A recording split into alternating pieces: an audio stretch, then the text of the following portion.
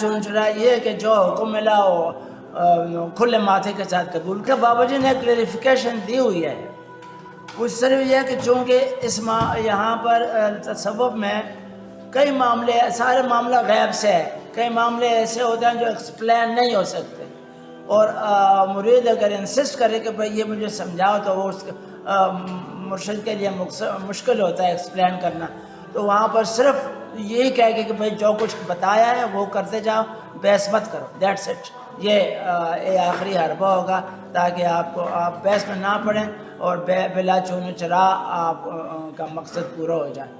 کہ ان ساری باتوں سے میں ایکسپلین نہیں کر سکتا، نہ یہ کرنا ایکسپلین کرنا آسان ہے، وہ آپ کو وقت پر خود بخود ہی سمجھ آ جائے گی، لہٰذا بحث میں مت پڑھو، اپنا وقت ضائع مت کرو، اور جو کچھ بتایا وہ کرتے جاؤ۔ یہ بلا چون چرا کا مقصد ہے۔